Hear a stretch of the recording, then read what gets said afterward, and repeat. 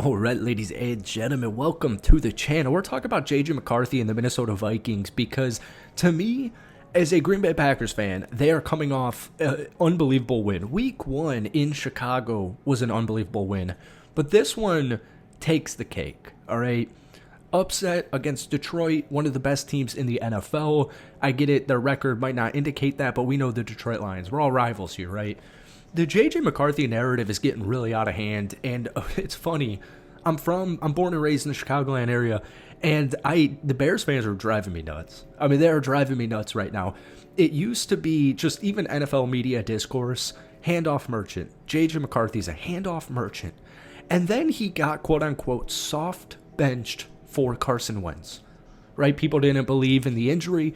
People didn't believe it was a serious injury, and they called Carson Wentz coming in a soft bench to JJ McCarthy. And now, because of his alter ego 9, and he said this quote when he scored that rushing touchdown. He said, "I was really thinking about booming his ass." Now he's a fake demon, and he's performative. He's a performative demon. This reminds me so much, actually, of Caleb Williams, because it's funny, 2 weeks ago, the Chicago Bears lost to the backup quarterback, Tyler Huntley, and the Baltimore Ravens, and everyone was calling Caleb Williams a bust. And then they beat the dog crap defense of the Cincinnati Bengals 1 week ago, and now all of a sudden the NFL media world has changed their opinion on Caleb, and he is now finally generational. He's coming to fruition. Ben Johnson's officially unlocked him. And I have a feeling you're going to see similar negative press for JJ McCarthy this entire season, no matter if they're winning games or if they're losing games. They could get steamrolled by Baltimore. They could steamroll Baltimore. You're still going to see a bunch of negative press. Now, my opinion on JJ McCarthy, ever since the last couple of weeks, I would say, has been the kid needs reps. These young kids, they just need reps. He's a year and a half into his NFL career. We've barely seen him play. We've seen him play pretty much 12 full quarters. So just give him reps. Now, folks, welcome back or welcome to the channel. We're obviously talking about Minnesota in this video. Hit that like button, hit that sub button if you haven't already. Post a ton of Vikings content on this page. Now, Minnesota's 4-4. And what really stood out to me in that game against Detroit was because, first off, with rookie quarterbacks, I don't really care how you're winning. I truly don't. You're going to have plenty of ugly wins. Look at even the 8-2 Denver Broncos right now. Bo Nix is getting the worst press possible, yet Denver's 8-2. You think Bo Nix cares? You think Broncos fans care? They're 8-2. So what really stood out to me was just on that last play of the game, or the last big play of the game, the 15-yarder on 3rd and 5 to seal the deal, back shoulder throw, JJ McCarthy to Jalen Nailor. All right? That was huge. Now, JJ in that football game completed only 14 passes. I feel like his career high in a game passing is around 150.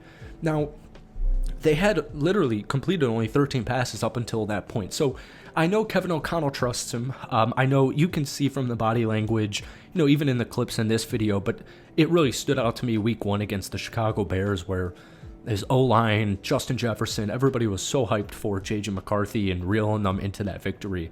Now, I'm going to give you some statistics, all right?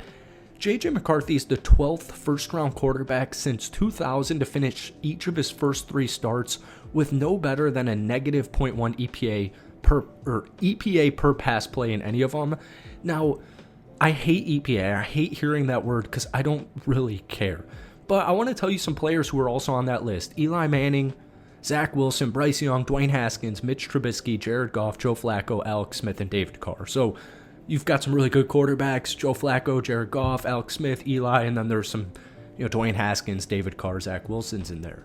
Now, I want to see moving forward reliability, repeatability more so, all right? I want literally just repeatability, really.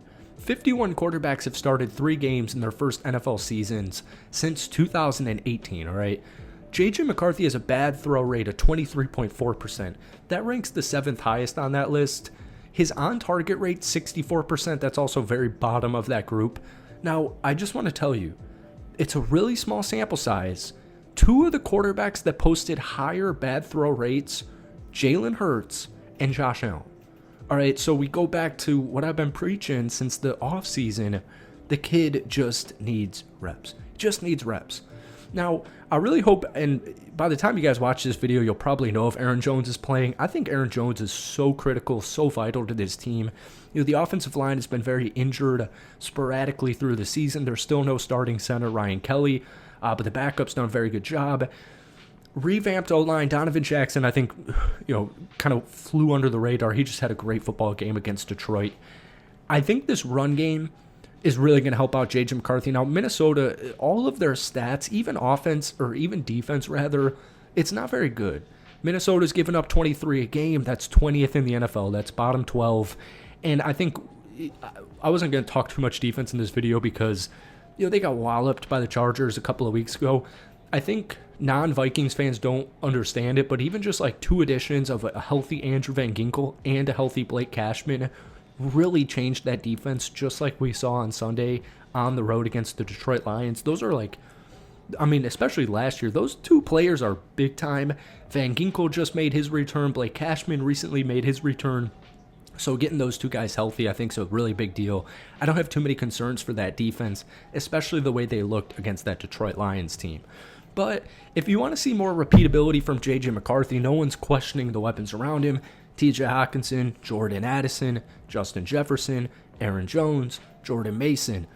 Now, Aaron finally returned. And like you guys know, I'm a Green Bay Packers fan. I love Aaron Jones. The guy is a beast. And you want to keep him healthy. And that's just he just missed a bunch of games. Now, he led Minnesota with 78 rushing yards on only 9 attempts. Now, he got injured, I think, like 3 minutes into the third quarter. If he's able to go, I think it changes the whole offense because Aaron Jones is just a big-time gamer in these big-time situations like you saw on Sunday. And Minnesota's currently averaging 100 rushing yards per game, which doesn't sound too bad, but it's 2025. That metric is 23rd in the NFL. The Vikings are only the 18th ranked offense right now. They're turning the ball over way too much, over a turnover and a half. That's second worst in the National Football League.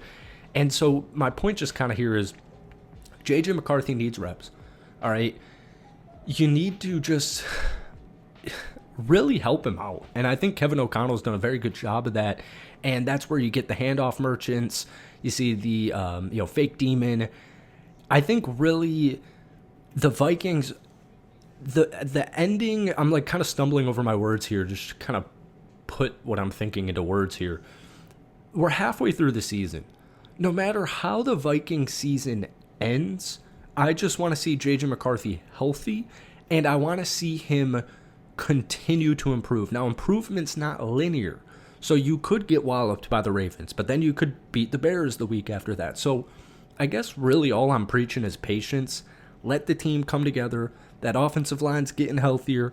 Aaron Jones is coming back. He's getting healthier. Let them do their thing. Let them work out their mistakes, the fumbles, the interceptions, the offensive penalties, what have you. That defense, I think, is only going to get better as the season progresses. They're going to keep you in every football game for the most part. And offensively, I really think JJ McCarthy's just got something about him. And I'm excited to see how the second half of the season goes because I think it's going to go pretty well for Minnesota. What I'd like to see is an above 500 ending record. That's it for me. Difficult next couple of games, so we'll see what we have. But thank you for watching. Hit that like button, hit that sub button, and let me know your thoughts on the 4-4 JJ McCarthy-led Minnesota Vikings.